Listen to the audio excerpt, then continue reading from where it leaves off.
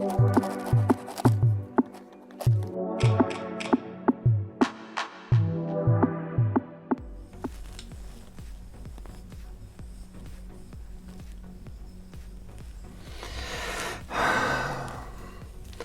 ну не афобазол, конечно, но тоже неплохо.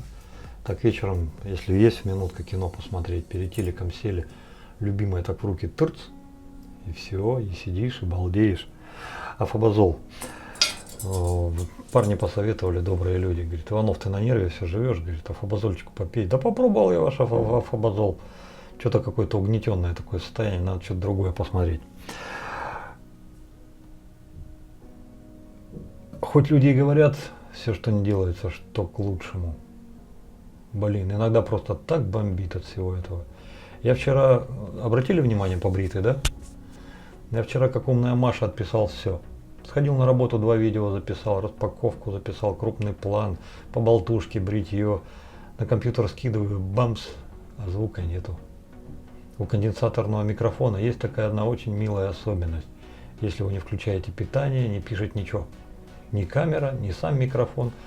А с экрана на тебя тупо смотрит какое-то лицо и что-то там губами шевелит.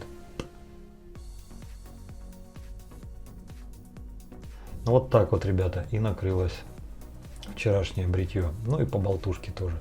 По болтушке-то мы сейчас с вами возродим, а вот бритье придется маленечко подождать.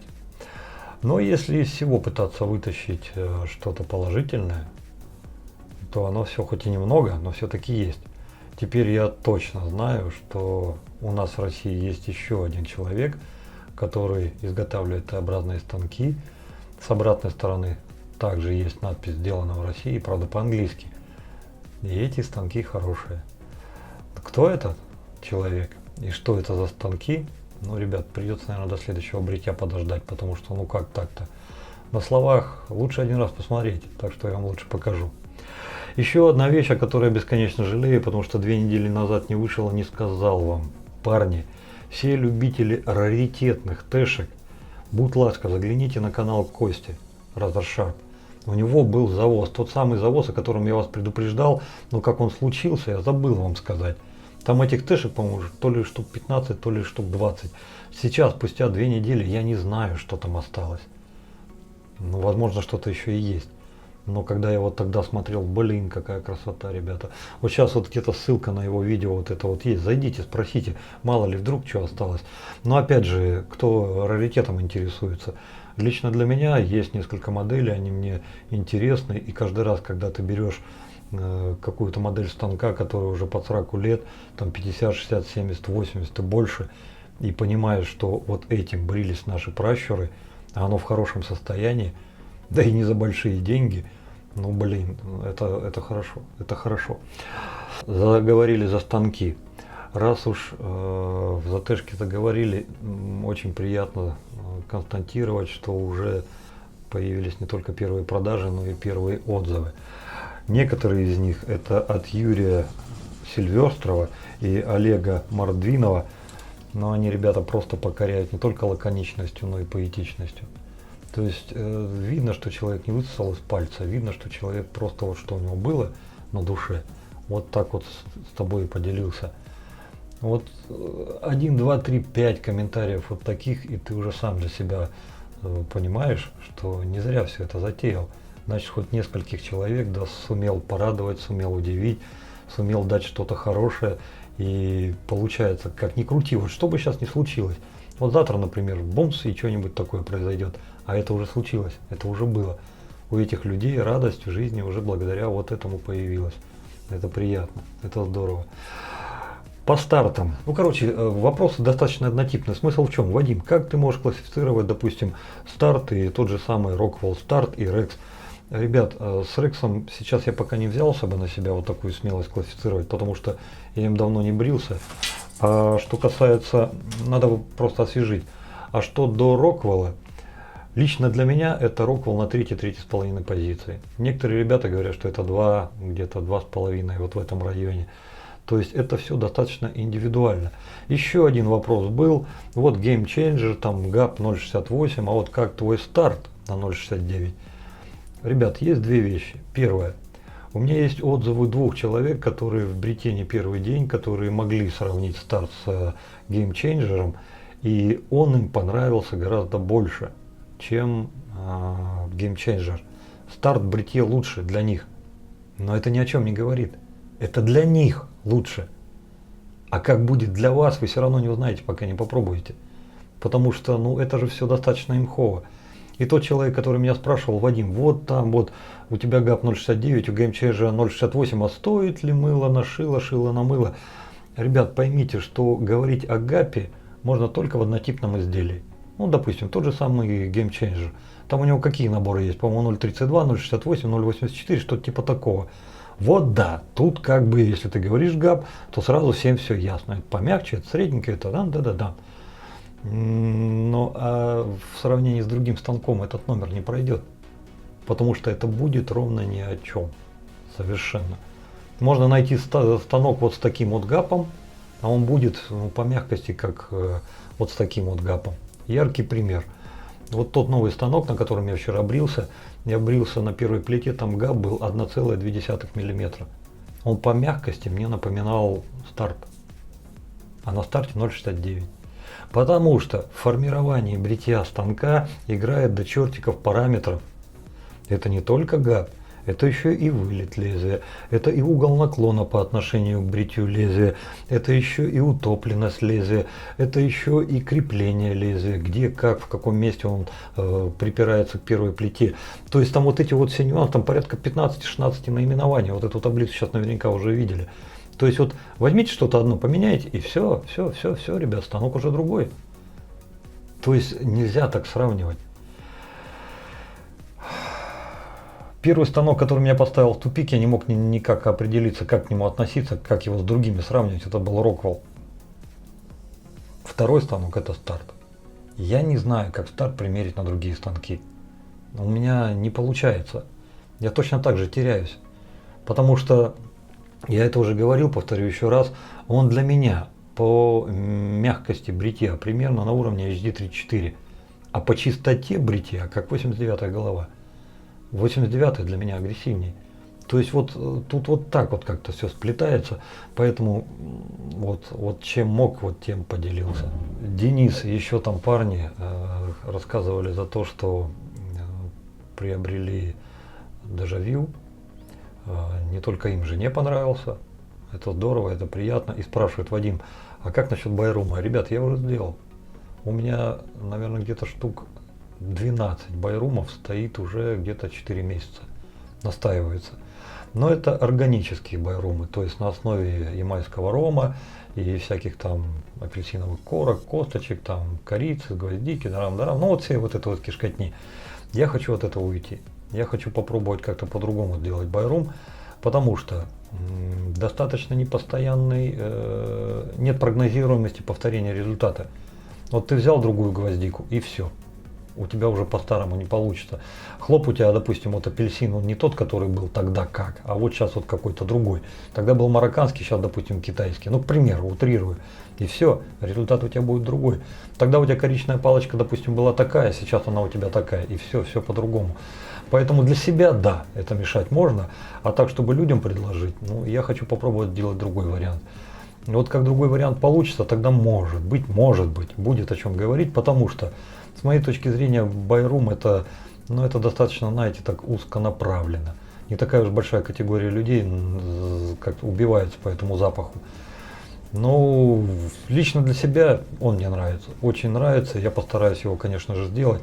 Ну а там уже насколько популярен он будет или не популярен, но это решите уже вы сами. Роберт Врона спросил: Вадим Викторович, а вот как ты насчет того, чтобы там вот с Байкалита что-нибудь замутить? Роберт, это все другое. Это совсем все другое. Там, где делаю сейчас старт, это металлообработка. Это разные станки с программным управлением, ЧПУ. Как ты думаешь, они смогут сделать с Бакелита? Я думаю, что нет. Потому что должно быть другое предприятие с другими технологиями, с другим подходом и с другими возможностями. изготовление самой формы, стоимость этой формы, возможности по заливке этих форм. Опять же, как ты будешь лить, под давлением, не под давлением, ну, скорее всего, под давлением. То есть вот этих вот нюансов должна быть твоего куча, и не только твое желание, но и возможности того предприятия, к которому ты обратишься, они тоже должны соответствовать. И еще не факт, что ты найдешь это предприятие. Да, я прекрасно понимаю, что запаса прочности нержавейки более чем достаточно с лихвой, перекрывается в 3-4 раза больше, чем это необходимо для бритья. И нержавейку мы берем не из-за этого, мы ее берем из-за своих тактильных, визуальных, эстетических ощущений. Да, можно делать станки из бакелита, из пластмассы, из многих других материалов, но не все из них можно сделать на станках ЧПУ. Если бы, допустим, у меня были вот возможности выхода на предприятие, которое занимается литьем, то первое, о чем бы я подумал, это, наверное, все-таки литье из нержавейки, а не из бакелита. Прессование там, или в кокельное литье, какое они там с бакелитом делают. То есть для меня это более интересно. Но тем не менее, я задался целью попробовать станки сделать из других материалов. Сегодня я уже поеду их забирать, и совсем скоро я смогу вам их показать. Но не из бакелита, из другого. Артем Салатуллин попал в ситуацию с помазками. Он взял помазок, диаметр узла у которого 22 мм, вылет 55. После замачивания, с его слов, он превращается в соплю. Говорит, что за хрень такая? Как так? Говорит, как с этим бороться и вообще? Вот, а какой есть упругий? Начнем с того, что уже заранее, до того, как ты будешь покупать помазок, ты уже примерно можешь ориентироваться, будущая сопля это или нет. Потому что если вот взять, допустим, тот самый Симок 1800, про который ты говоришь, при диаметре 22, у него вылет 55. То есть, понимаешь, узкое основание и большой вылет. То есть точка опоры маленькая, а вылет большой. Отыграем ситуацию. Вылет это омега 198, 1,2098. Вылет как бы тоже не маленький, скажешь ты, и ты будешь полностью прав, но посмотри на основание. Здесь не 22 мм. Поправьте меня где-то тут, если не поставил, то здесь уже, по-моему, то ли 23, то ли 24, если не больше. То есть получается, если у тебя такое основание и вот такой вылет, ты вправе рассчитывать уже на какую-то упругость, даже если, допустим, производитель чуть-чуть шланганет и чуть-чуть там сделает не такую плотную набивку, при таком-то основании это будет моща. А если ты берешь вот такой вылет и вот такое основание, ну ты представляешь? Зажми в тиски прутик и зажми в тиски бревно. Что будет жестче? 22 и 55 это у тебя практически прутик и есть. И это не есть недостаток этого помазка, это есть особенность этого помазка. Потому что вполне себе достаточно людей, которым от помазка массаж-то и не нужен. Им главное, чтобы чуть-чуть там, как бабочка крылом размассировала, да, маленько, ну и работают как кисточкой. И вот эта зубодробежка, которая выталкивает тебе зубы с другой стороны и кричит, не, им это не надо. Вот, кому нужен массаж, берут вот подобного толка вещи. Или вот еще один Симок 650, по-моему, или какой он там 670, тоже достаточно такие, я тебе скажу, хорошая массирующая машинка. По цене они примерно одинаковые. По размерам, ну сам посуди, видишь? То есть они маленько разные. Но вот это хорошие массажеры. Но есть люди, которым это не надо. Поэтому они заранее смотрят на диаметр узла, на высоту узла и говорят, а вот этот должен быть крепыш, а вот этот что-то вот, ну, средненький, а вот это вообще сопля. Это с моей точки зрения не относится к лошадям. Потому что сколько я не пробовал португальских лошадей, радости мне от этого не было. Они все для меня сопли. Да, светленькая маленечко будет пожестче, рыженькая будет посопливее, но тем не менее это не то. Каждый раз, когда я пользовался таким помазком, раз его только замочил, он тебе как тряпка прилип и все. И вот как вот половой тряпкой водишь, вот это они мне примерно изображали. Не спорю, возможно, кому-то это нравится, да и дай бог, и хорошо. Но я-то не это искал, поэтому вот как-то так. Еще один интересный вопрос, который задал Юрий Андрюшин, мне на e-mail написал и говорит, Вадим, вот, говорит, у меня мечта подсадить любимую на Тэшку еще. Скоро 8 марта. Вот спроси у народа, что сам думаешь, и у людей спроси, что можно было бы посоветовать девчонкам в качестве Т-образного станка.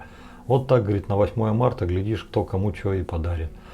Ребят, ну, со своей стороны я решил посоветовать всю мягкую линейку 23C, 15C, 33C. То есть вот эти вот все, которые от Меркуров идут, но они по сути мягкие. Даже с открытой гребенкой, который 25-й, по-моему, или который там идет, несмотря на то, что он открытый гребень, он все равно мягкий, все равно мягкий. Возможно, даже для девчонки это будет и предпочтительнее, потому что открытый гребень будет оставлять больше смазки. Ну и самый такой наглый вариант с моей стороны, это, конечно, Rockwell. То есть, если берешь Rockwell, то первую, вторую плиту оставляешь любимой, а 3, 4, 5, 6 остается тебе. Вот как вариант. Почему мягкие? Ну, я не думаю, что у девчонок такие жесткие волосы, чтобы они, вот, допустим, нуждались в чем-то таком, знаете, средне-агрессивном или максимально агрессивном. Да, есть проблемные места, да, там кожная, нежная кожа у них, но пушок же все равно не такой, как у нас. Это у нас тут, а у девчонок-то все это понежнее, поэтому мягкие станки. Что вы думаете на эту тему? Вот тоже было бы интересно. И давайте посоветуем Юрию, что можно любимой подогнать, ну, кроме мягкой серии от Меркуров. Ну и Роквелла, конечно. Антон Атникс. Я вот сейчас вот тот его комментарий, который у него вышел в ответ на вопрос там его оппонента, я бы с превеликим удовольствием взял бы и в рамочку бы вот так вот сделал, куда-нибудь на стену бы повешал. И каждый раз, когда меня кто-то спрашивает: Вадим Викторович, а вот посоветуйте, я бы вот это вот, наверное, брал бы и показывал, потому что вот Антон, с моей точки зрения, он это прям вот с языка снял.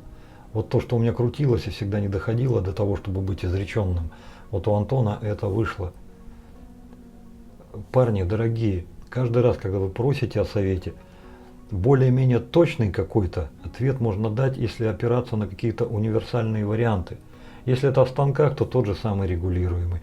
Если это о мылах, ну то какую-то классику начальную, особенно для новичков. Тот же самый Прораса или любой крем, который вы можете взять в магазине.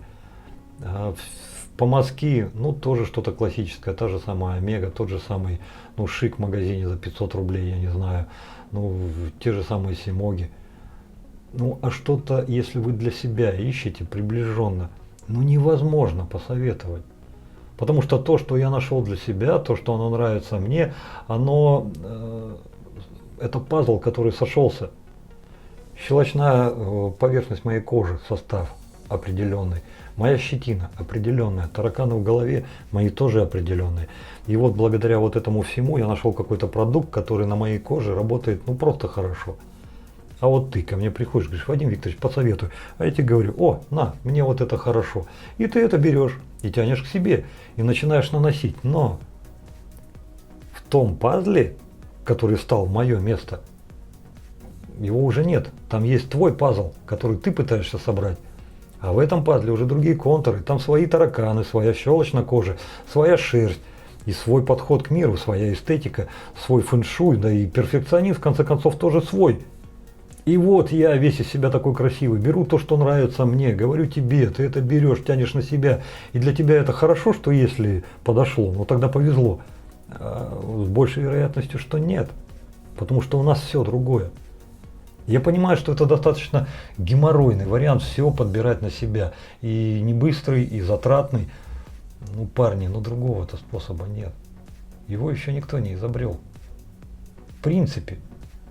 Если ты хочешь, чтобы станок тебя хорошо брил, да, можно побриться любым, то ты как минимум должен взять несколько лезвий, 5, 10, 15, 20, сколько ты там дотянешься, и на каждом из этих лезвий побриться, попробовать, и выбрать из этих 5, 10, 15, 20 то самое, единственное, которое подходит именно тебе.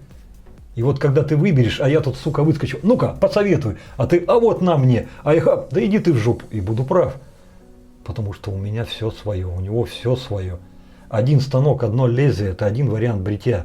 Один станок 10 лезвий – это 10 вариантов бритья. Один станок 40 лезвий – это 40 вариантов бритья.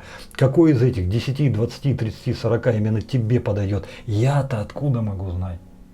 Понимаете, о чем я? Бритье – это настолько все имхово, настолько все индивидуально, но служит это для всех одной единственной цели – чтобы в этом бритье каждый из нас получил тот максимум удовольствия, который он хотел бы из этого извлечь. И чужие рецепты тут с вероятностью 95 на 100 не будут работать. Ориентиры можно дать, совета с моей точки зрения дать нельзя. И вот в этом я хотел Антона поддержать. Ну что ж, хотя бы по болтушке отстреляли. Если вы уже знаете, что вы приготовили, будете готовить своим девчонкам на 8 марта, я таки вас поздравляю. Если вы еще не в курсе, я могу посоветовать. Ну, посоветовать, подсказать, а уж делать, не делать, решите сами. В моем случае уже поступил заказ на картофельный гратен. Вот здесь вот где-то сейчас ссылочка на него появится, Лариске это очень понравилось. Делается элементарно просто. Не требует особых каких-то затрат по продуктам, по финансам, ну, по времени, да, там все-таки картошка в духовке, но это как будет вкусно. Если хотите, можете сделать даже его с американским, с капустным салатом, это будет вообще бомбезно. А супчик, это зеленые яблоки, ребята, суп из зеленых яблок с курицей. Этот суп, он не на каждый день, это именно праздничный суп. Это именно тот суп, который ты бамс, который любимого попробовал, в глазах вместо зрачков здесь сердечки, и все, и будет за вами бегать, дай-ка я тебя еще раз поцелую. То есть вот что-то такое. Это настолько из ряда вон, это настолько вышибающее, это настолько неординарное, это настолько не похоже на все то, что нас окружает каждый день, что оно не только вкусом, но еще и вот этой непохожестью несет свою радость. Ну, на этом разрешите с вами попрощаться. Заранее поздравлять нельзя, но дорогих милых дам с будущим барам-барам. Короче, добрых вам, надежных, сильных, мудрых, обеспеченных, самодостаточных, спокойных, как удав, и надежных, как скала мужиков. И самое главное, чтобы каждый раз, когда они возвращались домой, вы им просто показывали, что милый, ты по адресу. Как же я тебя ждала. Всю жизнь. Да ты что, я только утро шел. Я тебя всю жизнь. И все. И хрен куда денется. Не выйдет никуда. Будет дома сидеть. И в глаза будет смотреть, как преданный щенок. Только в ваших руках это сделать очень-очень легко. В наших тяжелее. Ну, мы не под это заточены. А вы, да вы мастерицы. Вы все это можете руками развести. Только иногда забываете об этом. Надеюсь, хоть 8 марта многие из вас помнят. Но если забыли, конечно. Если не забывали, ребята, это то, что надо. Все, пока-пока, до новых встреч. С вами был я, Вадим. Извиняйте за неполученное видео. Ну, наверстаю. До новых встреч.